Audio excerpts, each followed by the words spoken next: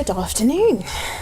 Welcome to this public meeting of the Constitutional, Legal Affairs and Justice Committee, Standing Committee of Tynwald. I'm Tanya August-Phillips, MLC, and I chair this committee. With me are also Laurie Hooper, MHK, and Stu Peters, MHK, and clerk to the committee, who is also clerk of Tynwald, Dr. Jonathan King. Before we begin, can we please make sure that mobile phones are all off and on silent? Or on silent, and today we'll be taking oral evidence from Sir Miles Walker, CBE, and as part of an inquiry into the ministerial system of government on the Isle of Man. Welcome. For the benefit of Hansard and anyone listening, can you please introduce yourself, and if you'd like to make a statement, please do so, but otherwise we can just get thrown into a few questions. Go ahead. Madam Chairman, members of the committee, I'm Miles Walker. I was a member of Tynwald from 1976 to 2001. And I have to say I'm pleased to be here and to make some contribution to your deliberations on ministerial government. Not certain how I can help, because, and I state just for the record, that at your next general election, our next general election next year, it'll be 50 years since I first stood as an MHK. It'll be 40 years since I was elected as Chief Minister, and 30 years since I stepped down. So it's quite a long time ago, and I certainly accept that times change, and that change happens for a variety of reasons. I've always felt myself to be able to change with the mood and change with changes that have been made. So I'm not one, I hope, that's sort of stuck in the mud of many years ago. One of the things I enjoyed when I first stood for election to the House of Keys and throughout my time in the House of Keys was the less divisive nature of Isle of Man politics as compared to those of our neighbours, near neighbours. And it was one of the things I really enjoyed about being a member of the House of Keys, and felt at that time that all the members were there to make things better for their constituents and for the island going into the future. And I enjoyed my time as a member of the House of Keys immensely, and found it quite difficult when I decided that the time had come to change direction, both for myself and for the island. And then I decided to step down in 2001. Madam Chairman, I think that's all I'd like to say at this stage. Well, it's precisely because of all of that experience that you're sat here in front of us now, and also because when you became Chief Minister, there was such that change from the board system into the ministerial system. Yes. That is the piece that we're looking at the moment. We were trying to understand, obviously, because we weren't there, we don't have the experience that you have. To understand why it happened, and whether or not what happened and what we see now is what was envisioned. We weren't there at the time, you were. Yes. Well, when I joined in 1976, it's fair to say that the governor held a lot of the responsibilities for the government of the Isle of Man. And of course he presided over Tynwald. He chaired what was then His Excellency an Executive Council, which was purely an advisory body set up in Tynwald to advise the governor of the day. And I think it was only 5 years before I stood that the governor himself held the budget, and it was the governor's budget which he presented to Tynwald and looked for support for it. So that had changed when I became a member. there was a finance board then, which again I think was advisory to the governor, and the finance board was the central board or committee of Tynwald, and any policy making seemed to derive from that group of people, from the finance board, and executive council. Executive council, advisory to the governor, was in fact I think composed of 5 members elected by Tynwald and 3 members who were appointed, and they advised government, and that became the policy making body within Tynwald, and we had the finance board alongside it. So that's where policy was derived and tended to be brought forward. The original aims of the ministerial system, I think, were very simple. There was a need to rationalise and modernise government, and it was very simple. I don't think in the 70s and certainly in the 80s anybody had a view of what the ministerial system would look like.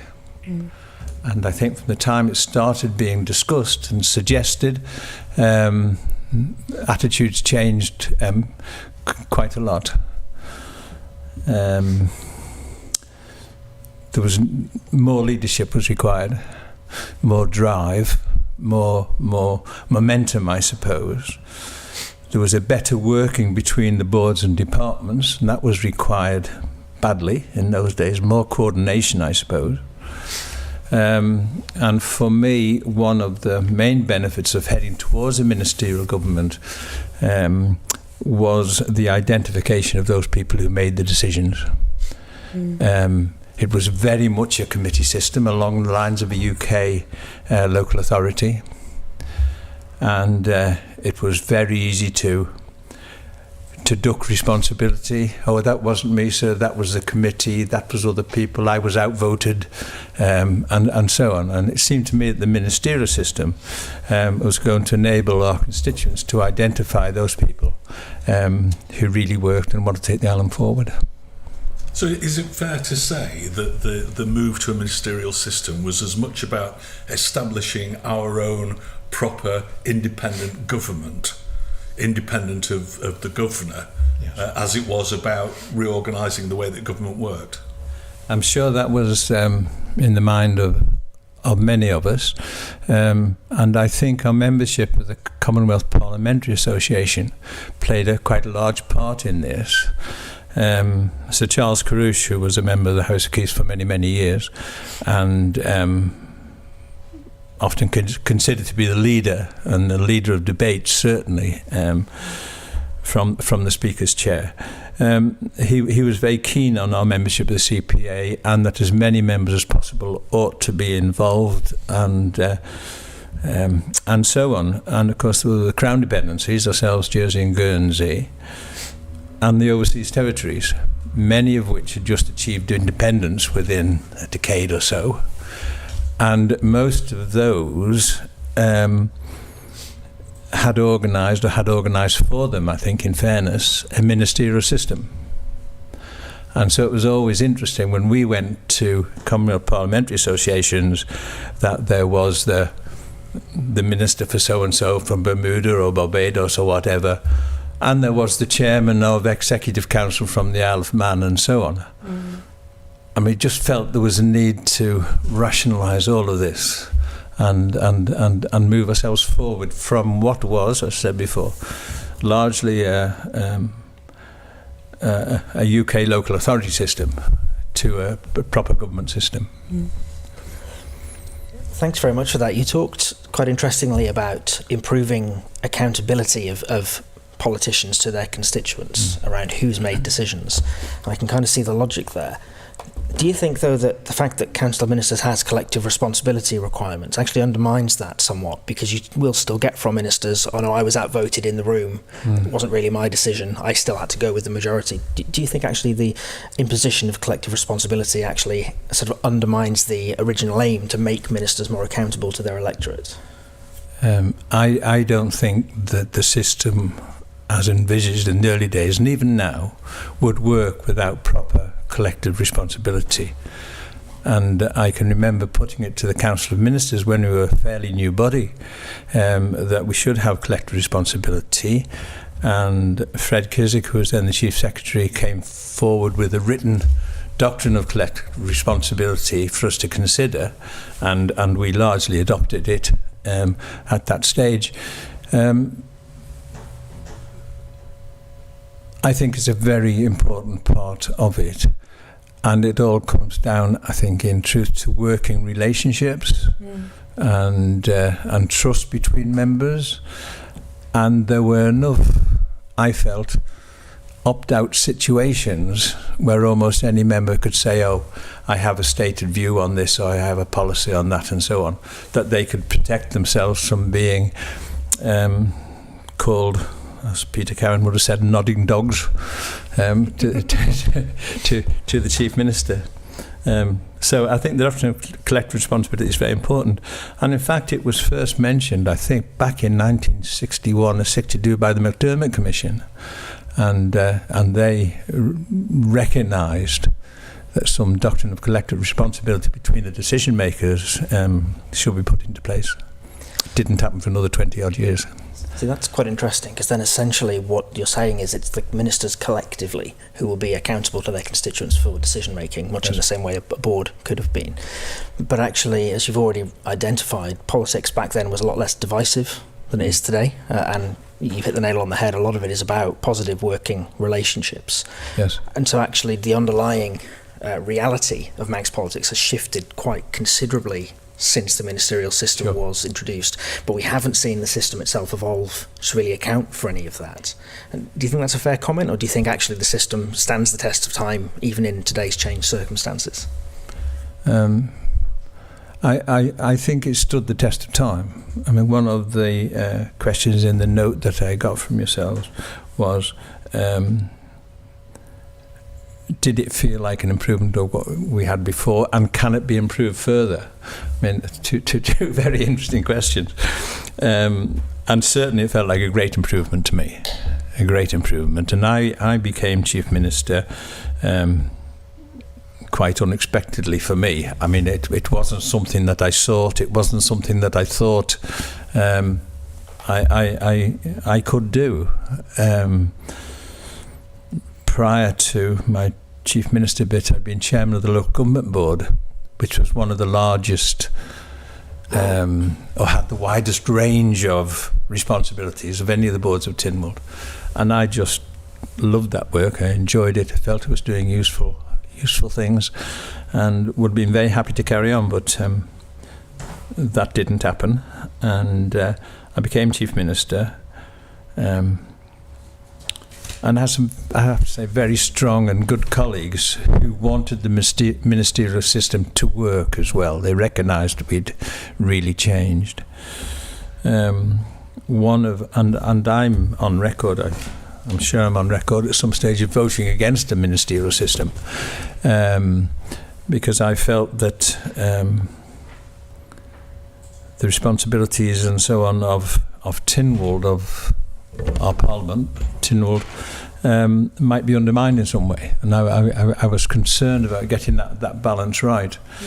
And I changed my view on that particular issue, and certainly when I became Chief Minister, I wanted to keep Tynwald involved as much as possible in the decision-making process. See, that you're running ahead of me on all these, which is really good, actually. I was going to ask a bit later on, but I'll bring it in now because it seems relevant, about the balance between the Council of Ministers and Tynwald. So you think it's important to have that Tynwald oversight and Tynwald involvement. I would completely agree with you. There needs to be effective opposition in order for government to function well. At the moment, though, the Council of Ministers has, in some cases, an automatic 12 votes in the House of Keys. So there's actually no way the government can lose certain votes in the Keys.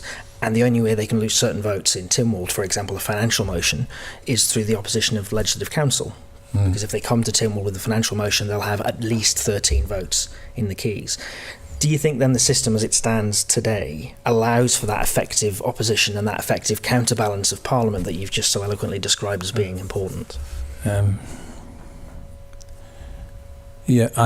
would have said that the scrutiny in Tynwald is to be welcomed. I'm not certain that the opposition of Tynwald is the way that I would have described it, but certainly the scrutiny is very important. Just on a personal note, I am somewhat disappointed, I think, at the way the Legislative Council has developed, or maybe undeveloped.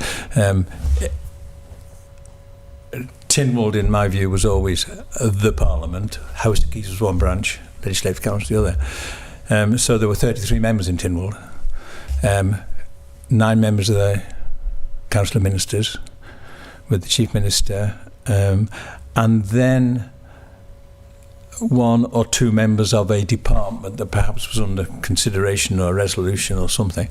They would be expected, if they were involved in the policy making at departmental level, they would be expected to support the Council of Ministers. And I felt then, well, there are a number of occasions where the Council of Ministers haven't got their way on record, and I'm sure that you know them better than I know. So I think the scrutiny is there. I feel concerned that the Legislative Council, and these are my words, has been downgraded in the way that it has. It seems to me that the members aren't equal members of Tynwald as they were in my time. But that's a policy matter, and that's just a matter of fact now, I think. Okay. Going back to the sort of original aims of the ministerial system of government, it came about at a time where there was a great deal of prosperity, because there was a sort of diversification of the economy, and there was also sort of the growth in the financial sector that we benefited from. Do you think that it worked very well in times of prosperity? Do you think it would work equally as well in times of austerity? I think when the Council of Ministers was first set up back in late 86, early 87, we had about 10,000 people unemployed in the winter on the Isle of Man. And I think when I looked at the reserves, we had about £10 million. We'd just extended Douglas Breakwater, we'd just built, we being Tynwald, just built the new reservoir and exhausted any available funds. So that was the background to when we set up. I can remember, and this is just an anecdote really, meeting with Tony Brown, who I knew outside of Tynwald anyway. And one Thursday after a Council of Ministers, we went to the Quarter Bridge just to discuss what had happened, and we went in and had a pint at the Quarter Bridge, and we came out and we stood on the Quarter Bridge roundabout at 5:15, and there wasn't one car. There wasn't, I mean, the economy was in that sad state, and I believe that it's because we had a Council of Ministers, because we had to drive to make things successful, that in fact the economy improved and has never looked back. Really? There were some awful times where there was no money. When there was sort of systems are developed, and there's sort of like an imagining of how something wouldn't stay static but would grow, would change, would evolve. Was there an expectation that it might evolve slightly, that there might be alterations and changes to it that perhaps you would have imagined at the time that haven't necessarily taken place? I can't bring to mind any of those.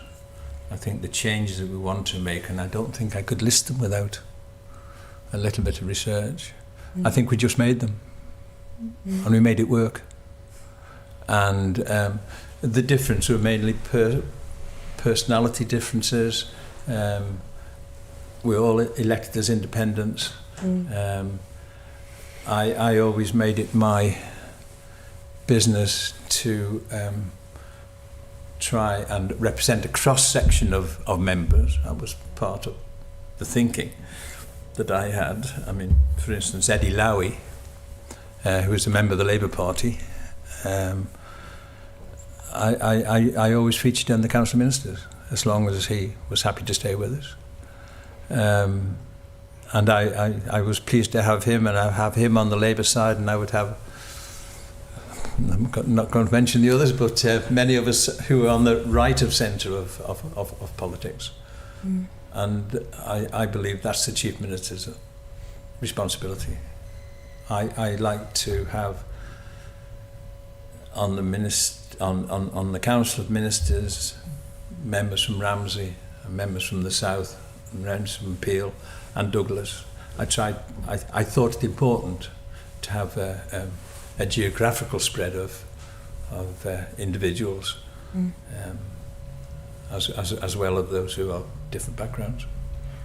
And I thought it was my job as Chief Minister to find my way through this morass of different understandings, different policy wishes and so on. And largely it worked, I think.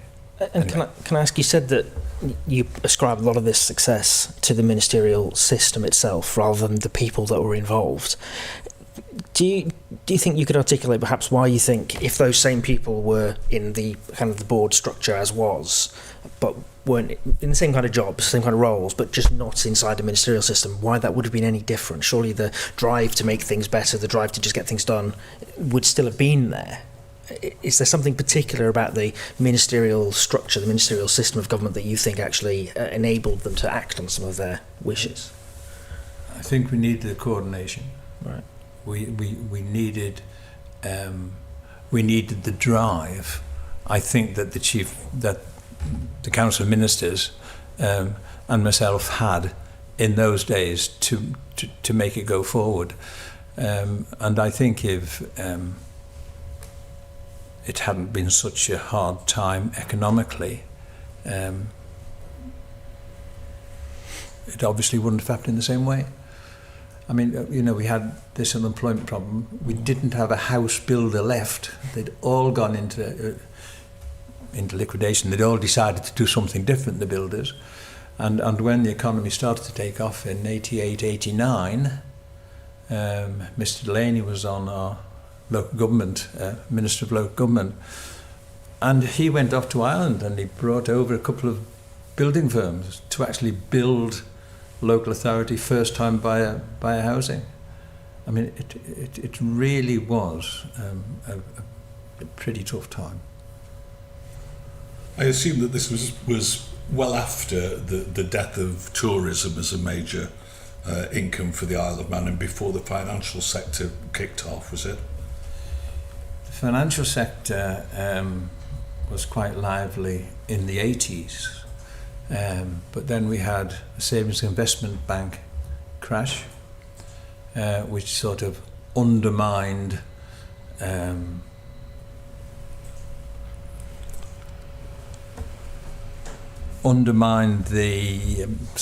I've lost the word, the importance, and I can remember going electioneering and my constituents saying, we don't want any more banks. Look at the trouble they brought us. You know, we don't want any more insurance companies because we don't really know what they're doing. We had a very simple economy, farming, fishing, tourism, and so on. And I knew we had to change that. But election times were fascinating. And I would argue with my constituents that we had to change, that there was nothing for our kids to do here. You know, I use the anecdote when I first left school. We had a careers teacher, and he said to me, if there's anything you want to do with yourself, young man, you've got to go to England. There's nothing here in the Isle of Man.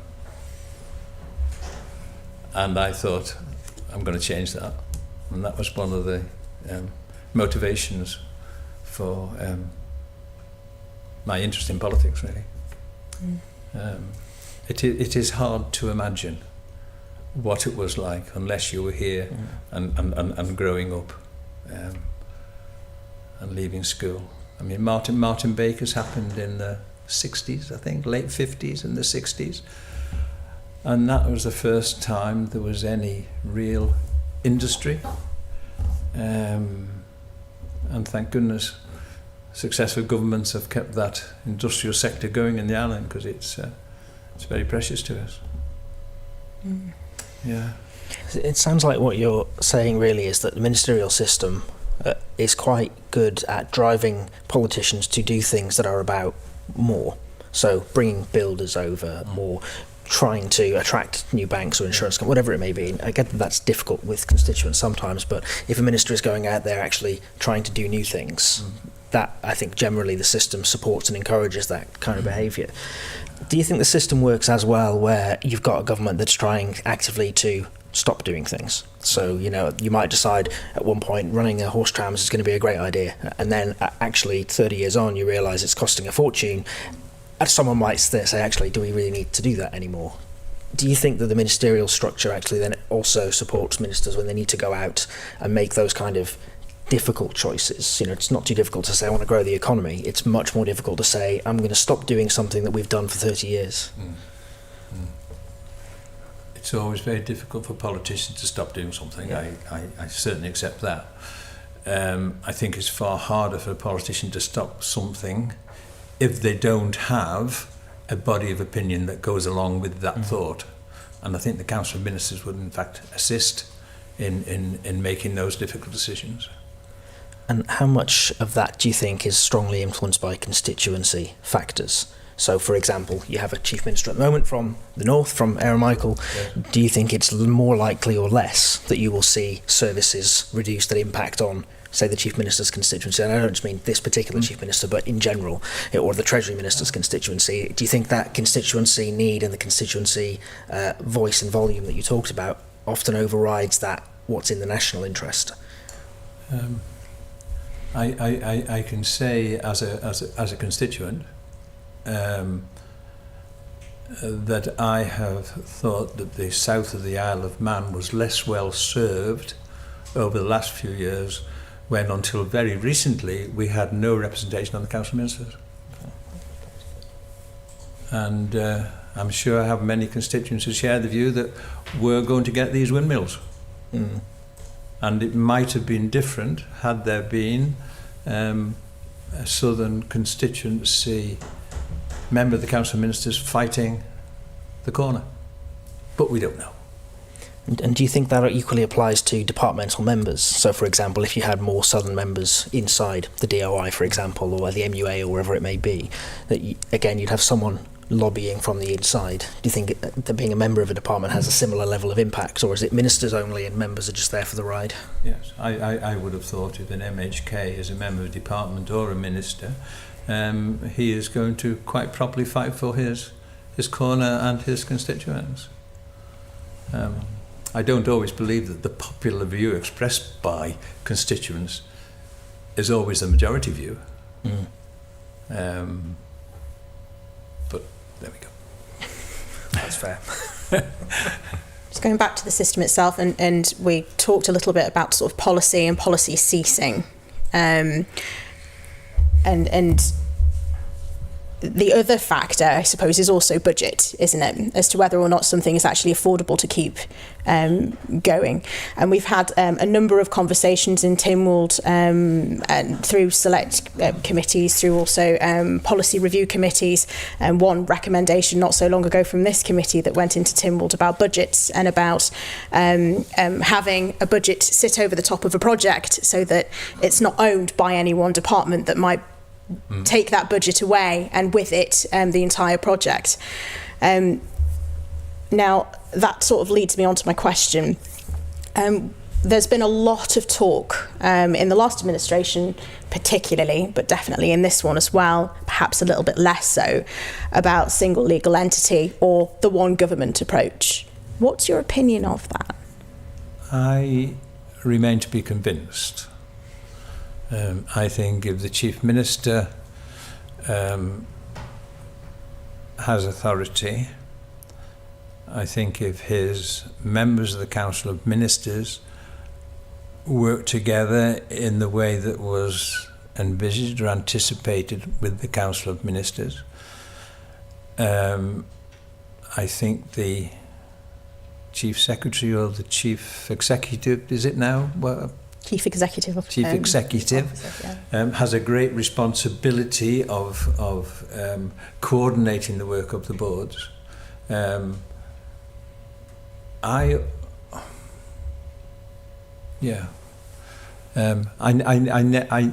listened to the debate a few years ago about it, and I remember thinking, if somebody broke a leg on a bus and wanted to sue the Department of Transport, that was a better thing for government than suing government if it were one legal entity. And I guess my opinion hasn't changed.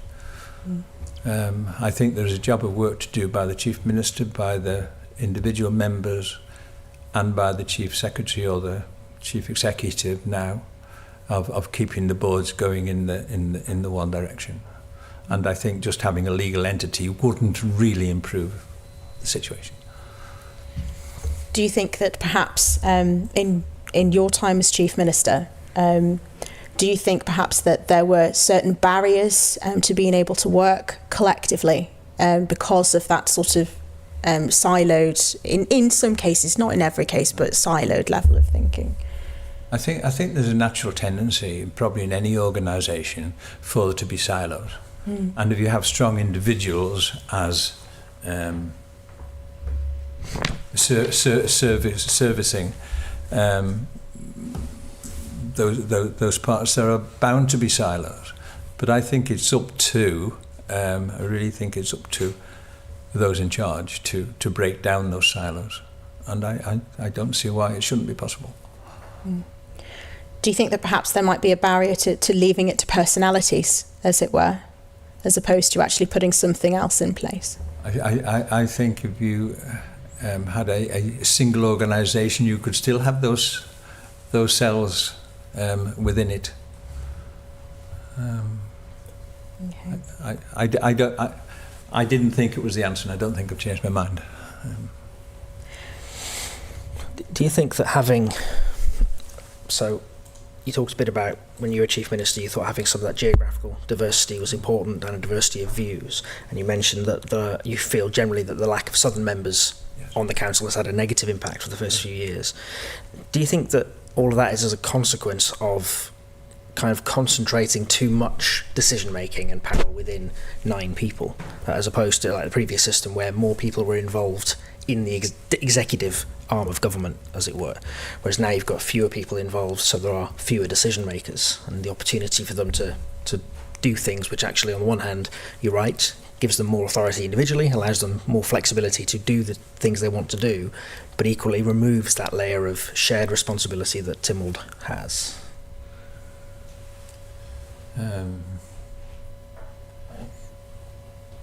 No, I think that members of Tynwald have every opportunity to exert their authority and their views on any public matter.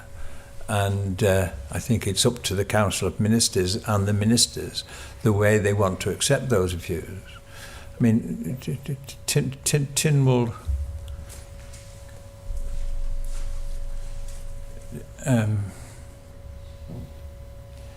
Every matter that goes before Tynwald, led by certainly the Chief Minister or Council of Ministers,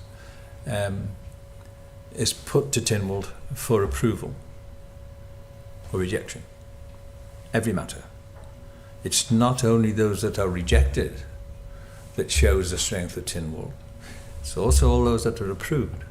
Tynwald members approve them, and rightly so. and support them. So I think the power and influence of Tynwald is very great, as it ought to be. There are, but I think back to the point I made right at the start, the council ministers can go into Tynwald with an automatic majority. So doesn't matter how many members of Tynwald don't like it, the application of collective responsibility means council ministers are going to win that vote. They don't need to say anything. They just move the motion, sit down. They've got 14 votes automatically in the House of Keys. The motion will pass. So actually, that's kind of what I'm concerned about here, is that concentration of power. You're essentially, the executive arm of government is unencumbered by needing to bring Tynwald with them or to take on board the views of Tynwald, because they know actually when push comes to shove, they can just barrel through and they don't need to take anyone else's views into account. Why 14 members, if I can ask? So there are 10 members of the Council of Ministers, 2 members of a department, say the DOI, plus 2 members in the Treasury would make it 14. So a financial motion that has to be backed by the Treasury and is obviously funding a particular department is going to have 14 votes in the House of Keys. I think it might be 13 now. I think the Treasury are down to 1 member, but it's still a majority is the point I'm making. So if a bill is coming through the House, for example, there is no way of amending that bill because government has an automatic majority in some cases. Same with Tynwald. So the budget is a great example of this. It's almost got an automatic majority there. Yes. So the oversight, the ability of Tynwald to push a change of direction or even scrutinise effectively is hampered. Yes. I should have said in the early days, well, you were recognised in the early days, members of the Legislative Council were also on the Council of Ministers. And I made it my business to have a couple of members of the Legislative Council, as well as the other members of the House of Keys. And so that is something that you've changed. I think formally. It's not just a matter of policy, is it, that there's no Legislative Council members on? There is an ability for members, probably in extremis, to be able to act as a minister of the members of Legislative Council, but it's not the done thing presently. Right. I think it would cause some consternation. It's not accepted. That's a matter for the House. But yes, certainly in my time, members of the Legislative Council were welcomed onto the Council of Ministers and carried forward very, very important positions. But yes, I accept in the House of Keys, if we just look at the House of Keys rather than Tynwald, I can see there can be some concerns. Yes. We were talking earlier about continuity as well, so different topic entirely, but kind of tangentially linked. So looking back at your council of ministers, even as recently, I should say, as the late 90s, I don't think there are any of those ministers currently serving in Tynwald, so only 25 years on, and that feels like forever. Yes, absolutely. But even if you look at this House and the last House, quite a lot of the ministers that served in 2016 either didn't get re-elected or didn't make it back into the Council of Ministers. How does the ministerial system kind of retain that golden thread, that continuity of purpose from one administration to the next? So if we do something long term, like a tax strategy or an economic strategy, how does the government kind of continue pursuing that rather than every 5 years have to start with a blank sheet of paper and start reinventing the wheel?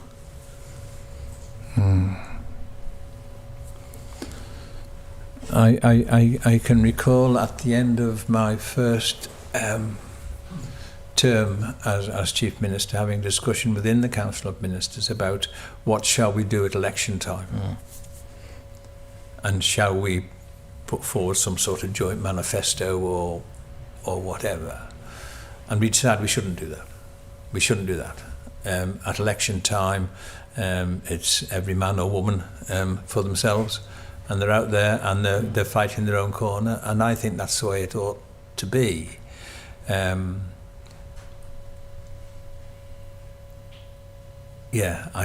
don't think there ought to be any automatic follow-up over the election period. So I think what I'm getting at is in places like the UK, for example, that kind of continuity is provided through party structures. So you may end up with different people heading the various parties, but the political philosophy, broadly speaking, is going to be the same from one administration to the next, unless the electorate decide, no, we've had enough of that lot, we'll have someone else. But on the island, the electorate don't have that ability to choose between two competing philosophies. They get their local MHK, and that's it. So, you know, people in Ramsey would never have had a chance to vote for yourself. It's just not the way it goes. So, again, it brings me back to that conflict between your constituency interest and the national interest, in that if you are entirely relying on a system of independents who only are accountable to their own constituents, when I make a decision, am I going to default to, actually, I'm going to do what's in my constituents' interest, rather than what's in the interest of the island as a whole, because I know that at election time, it's every man for himself. Do you think that's a weakness inherent in not the ministerial system per se, but Manx politics more generally? Yes. I think that whether we have a party system in place on the island is not a decision for government. No. It's a decision for the electorate. And I think that if the electorate wanted a party system, they would vote for members to make a party. And the system we have, a ministerial system of government, lends itself to a party system. It does. If the electorate wish it. And so far, I don't think that's been the case. So I'd actually agree with that completely. I think you're right. The system does lend itself very well. It is up to the voters to decide ultimately. But in the absence of that kind of overarching kind of political philosophy that can be continued at the will of the electorate, obviously, is there anything that we could do with the ministerial system to try and create and preserve that level of kind of inertia that you might get? Otherwise, you run the risk after the election, suddenly you've got 24 people who are scrambling together to try and make some kind of compromise that will then be the political philosophy for the next 5 years. And obviously the voters don't know what that looks like. And equally, from a government perspective, you could have, in your time, for example, started very long-term projects that span an election periods, which the next government might decide, actually, we're going to do a complete about-face on some of those things. So is there anything that we could do, say, looking at the limitations of the Manx system as it is there anything that could be done to help improve the government's ability to kind of continue on with some of those big, more strategic pieces of work that will inevitably take more than the 5 years we have in an election cycle? No, I don't think so. I think it's one of the interesting things from the electorate point of view and from the individual's point of view, whether you be inside or outside, what happens after a general election, what changes in personality, what changes of views come through. And I think the ability to stop a scheme which is perhaps in the eyes of the public not good, it's absolutely fine. It's up to the members to argue their corner and make a case of what they're doing. I wonder if part of the answer to this thing, Mr. Hooper's question about continuity, is that senior civil servants are the continuity between administrations, probably. And I just wonder whether or not, under the previous system, under the board system, there was a difference in the way that the civil service operated compared to now. Because a lot of people think that the civil service is too powerful. Yes. And I wondered if you had a view on that. I think under the old system, civil servants were very often working with one department for the whole of their career. And I know as far as the local government board was concerned, when I was there, we used to interview civil servants to serve the department. That move from that sort of employment regime to a unified civil service, which you have to say I was fully in favour of. I think government need the best people possible working within it as a civil service. And I think to have a structure where you can move from department to department and move up through the employment opportunities and so on is very important.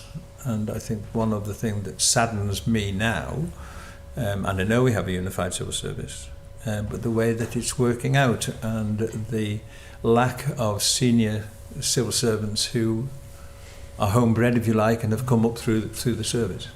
And I find that as somebody outside looking in, quite concerning. I think if we can rear our own top people, then they have better understanding of the island, and I'm not going to say do a better job, because I don't know those that are in post at the moment, but it just saddens me that not many of them appear to be have come up through our civil service. And it's so important that we have good people. So important to have good people. I have a few questions, just going back to sort of the ministerial system itself. The way that strategic policy making worked under the ministerial system of your time, can you just explain to me a little bit about whether it was how efficient it was, like what was your opinion of it, of its workings and how it developed?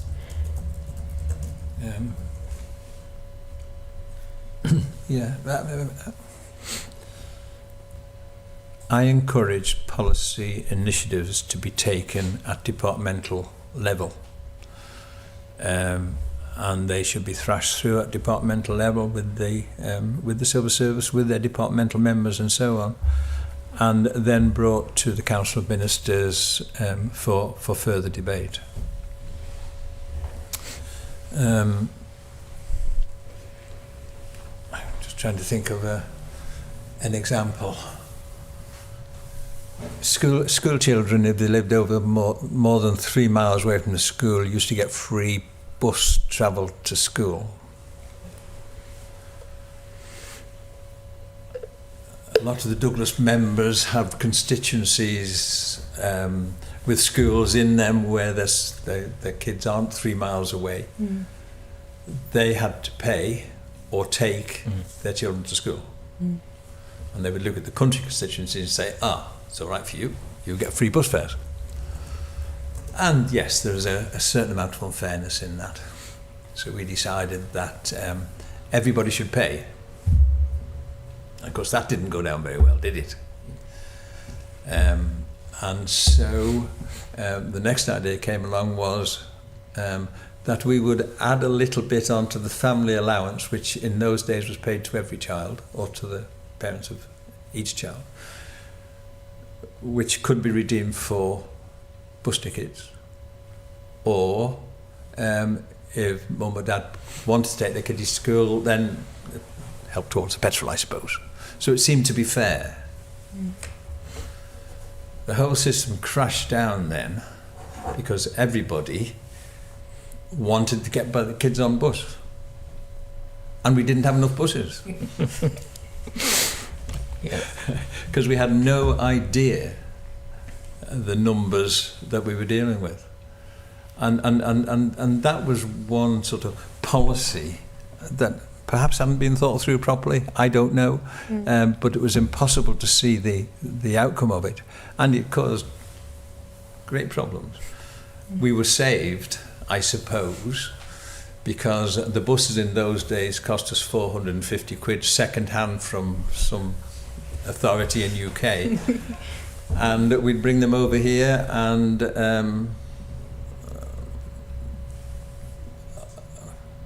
they were painted in the colours of different companies and so on, who offered to paint it purple for me and green, and we had this amass of second-hand buses at 450 quid each. I mean, I know it couldn't happen now, but that saved the day, because we just went out and bought more buses. Today, how much is a double-decker bus? Yeah, exactly. Hundreds of thousands of pounds. Hundreds of thousands of pounds. So yeah, times were different, and it's not easy policy making. It is quite difficult, and I always thought that if we had it started in the departments, had it thrashed around by the members, get their civil servants to look at it, and then come forward with policy. It was very often well thought out by the time they got to the Council of Ministers. Was there a difference between the effectiveness of things that would happen on a more local level from things that would happen on a more national level of policy making and decision making? through the Council of Ministers, like up and through the Council of Ministers from departments. Yeah. I hope things have changed, but I believe it to be the case that members of the House of Keys, members of Tynwald, aren't very good at policy making. They would rather get involved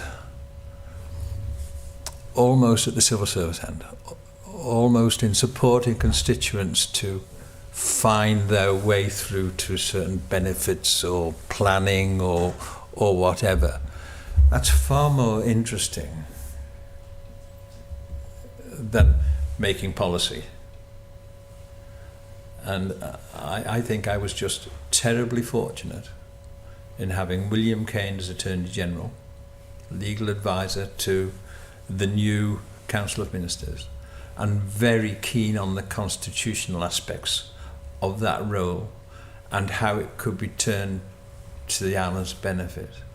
And he was followed by Deemster Carrouche, who was concerned about the Constitution, but he was far more concerned about the economy, about things happening in the economy, what's happening at Arthur Street as colleagues in the legal departments and so on. And he found lots of opportunities for the island and recommended them to the Council of Ministers. It came out as policy in the end. So I think policy making is quite difficult. Something that I guess most MHKs, when they're elected, hadn't given a lot of thought to. Except we want a new school at Castletown, or that sort of policy, which is very simple. Do you think possibly people are more risk averse now than they were 30 years ago? We don't seem to have that many entrepreneurs within government. No. And I suspect that you probably had a lot more people with ideas about what could be done to improve things.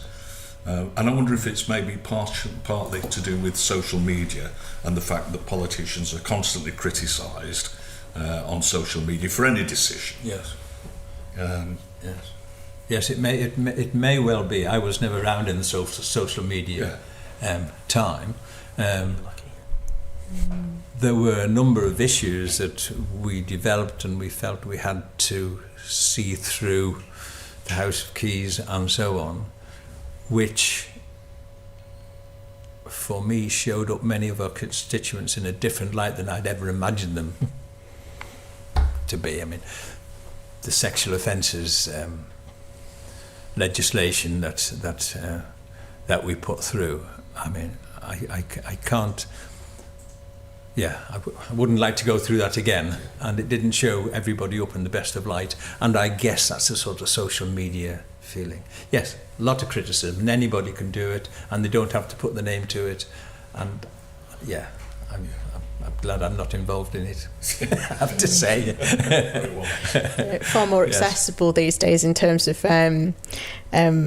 people with louder voices, or the loud minority as they're often called, having an effect on policy and how policy is actually driven because of things like social media and accessibility online, like to be able to make your opinion known and be a social commentator. I'm sure that's right.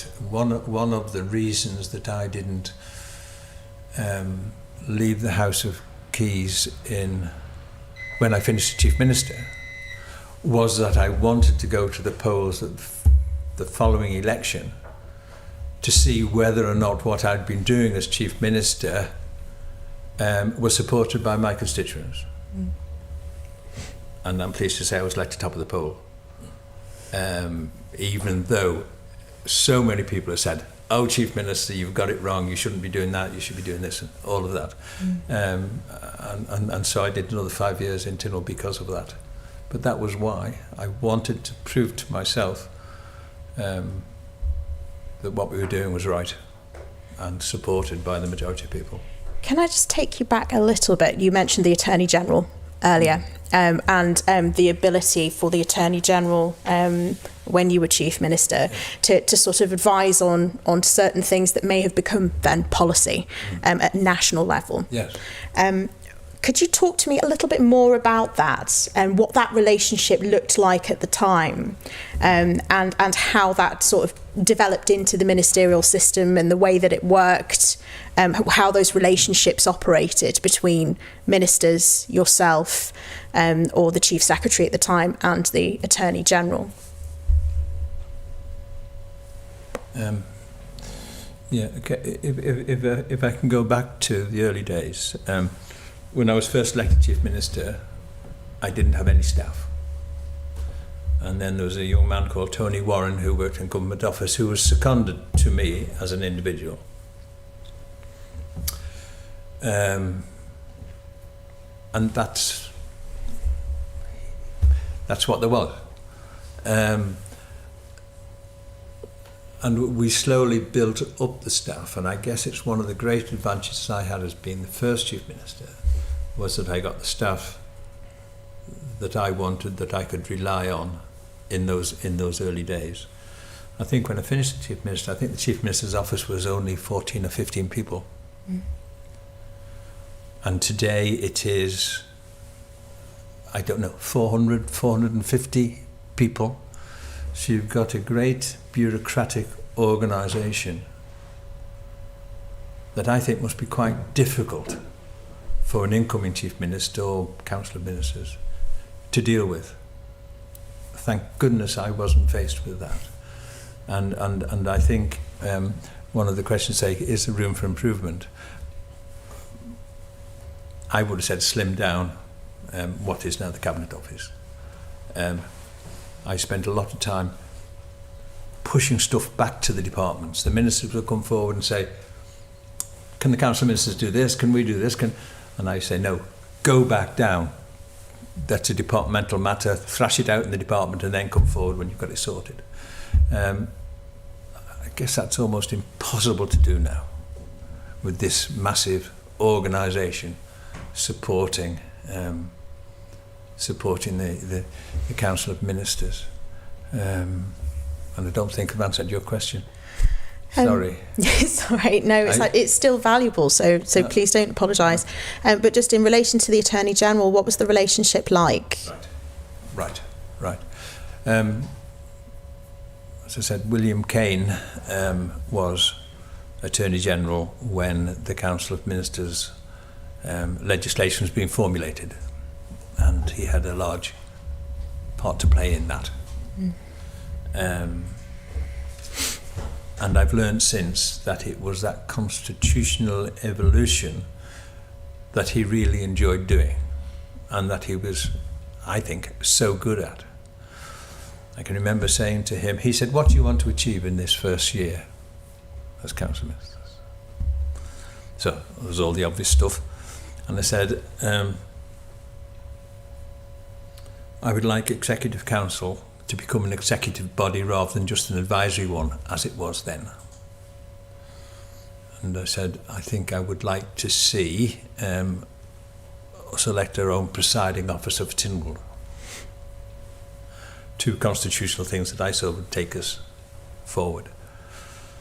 And William Kane came back with a number of options. And he said, if you understand me, you want to make an executive body out of what was Executive Council. But he said there are a lot of things, in my view, his view, that you should keep it as advisory to the governor, but you want to set up alongside it another body as an executive body. And so the Council of Ministers. And that's what we did. And it was that sort of judgment that came from William that was so important, and he saw a need to move forward. And was that so? We have the Attorney General obviously then advising our Council of Ministers as it exists now. Yeah.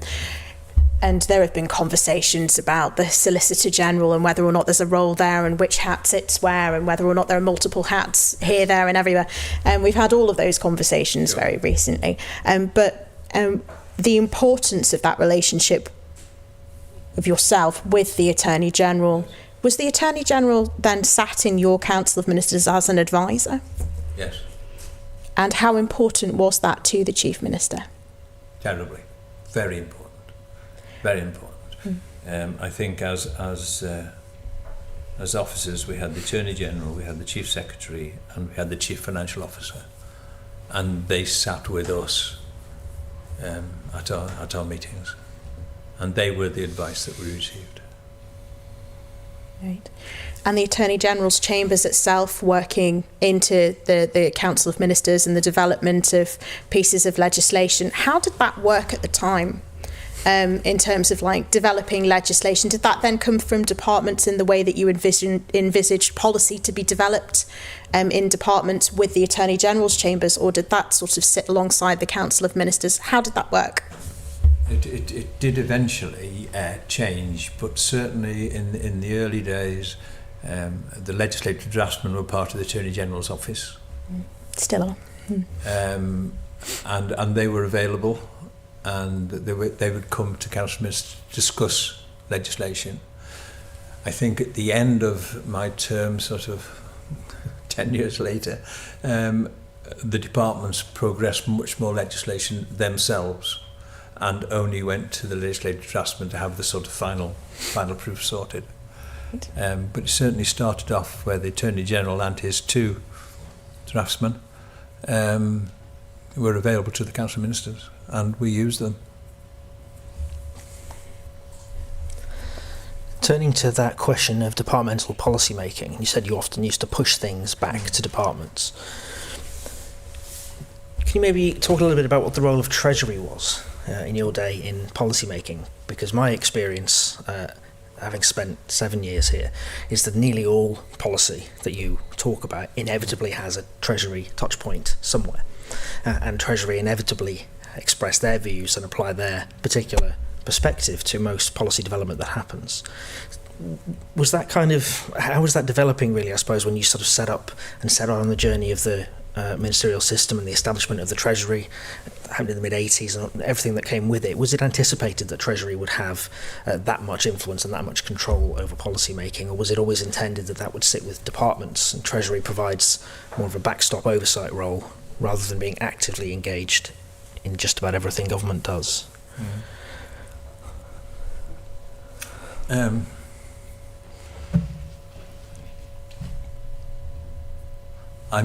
not certain. Okay. I'm really not certain. When we started with the Council of Ministers, Mr. Cannon, Alf's dad, was Treasury Minister, and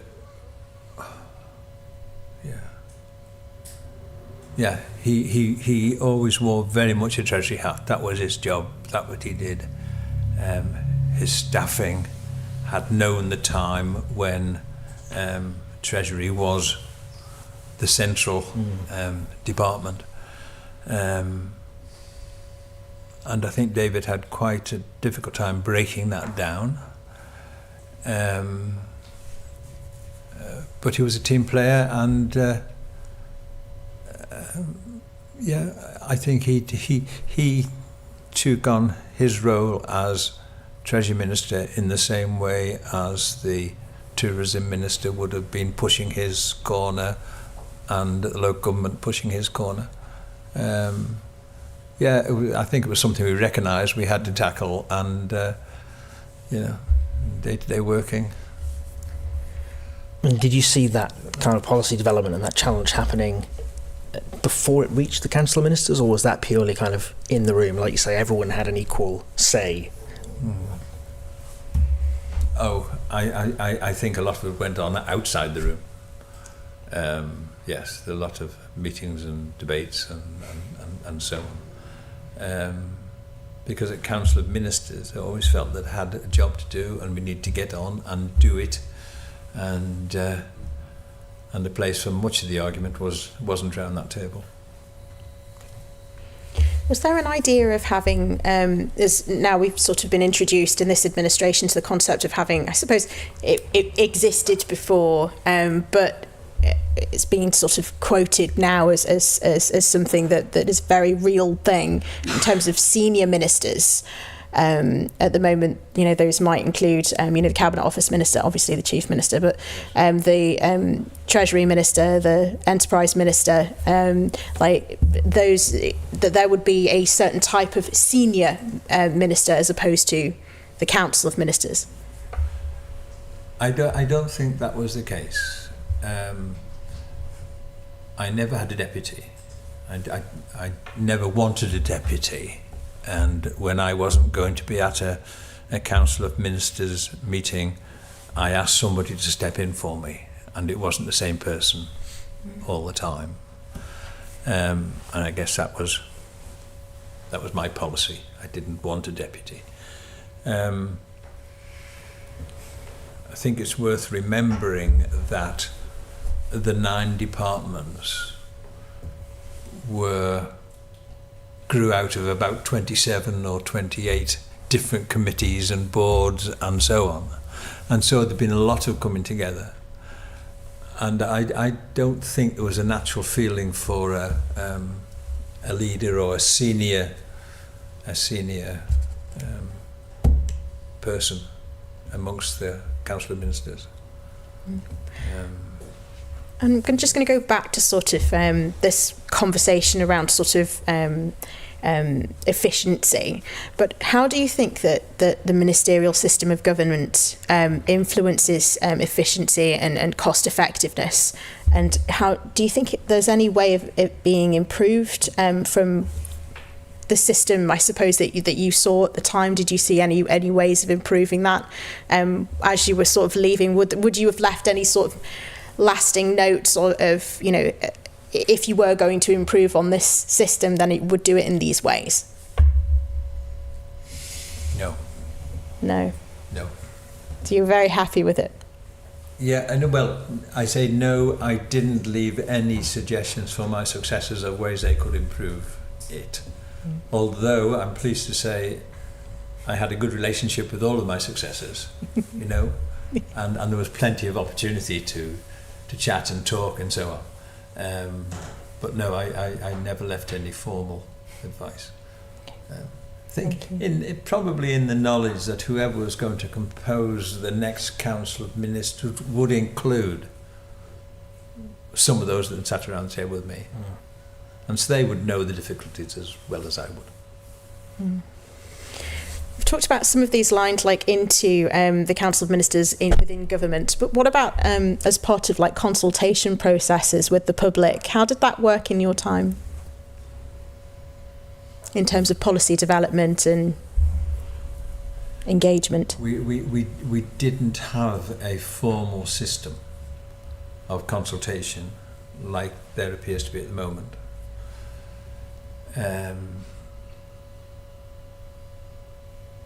Unless it was specific, and there are a number of occasions where we got the views from the Chamber of Commerce or the trade union or the different bodies that represented groups of people on the island.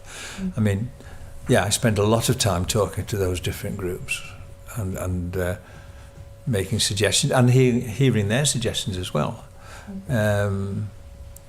But it wasn't formalised in the same way as it is now. And of course it was much more difficult because we hadn't got the computer skills, the computer benefits or disbenefits, or the benefits of the assistance of computers and so on. I have responded to not a large number, but a few of the formal consultations that had been put forward. And I'm not certain that it meant anything to anybody. It meant a little bit to me when I filled in the boxes. But I don't think it ever came to anything, and nobody ever mentioned my contribution. Don't know. Okay.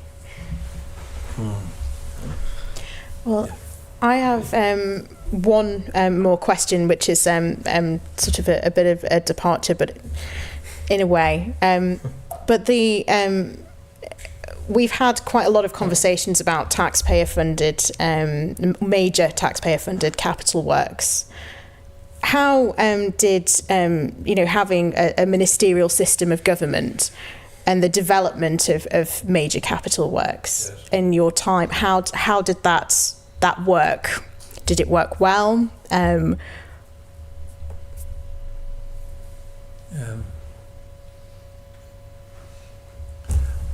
I think so. I think it worked well. If we couldn't afford to do anything within the Council of Ministers or department level, we used to say so, and it didn't happen. The major schemes, I mean, we redeveloped the airport, phased over quite a long period, and I made certain that each phase would stand alone if it couldn't be continued. We renewed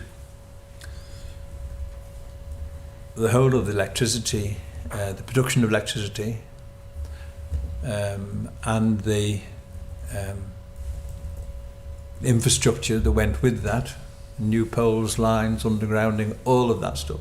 Massive amounts of money. But we had to do it without borrowing, because we didn't borrow then. It was something that we didn't do. I was one that was in opposition to use and utilise the rate system, because I think it is unfair, unwieldy. The only good thing about it is it's simple. The thought of paying rates for our swimming pools or for the NSC and so on leaves me cold. So central taxation for me was the route for investment. Would you believe we had an education rate at one time? Nearly 40p in the pound to pay for education, and we wanted to get rid of that, and we got rid of it, and people said you'll never afford to do without the rates for education, but we did, and we'd be better off for it. So yeah, central government, I think government has to live within its means. For me, the 20% top rate of tax was sacrosanct, and on a personal note, I'm sorry to see that go. I think you have to cut your cloth to, or whatever it is, make your suit to cut. No, cut your cloth to make your suit, or whatever it is. Cut your coat according to your cloth. Cut your coat according to your cloth. Absolutely, absolutely.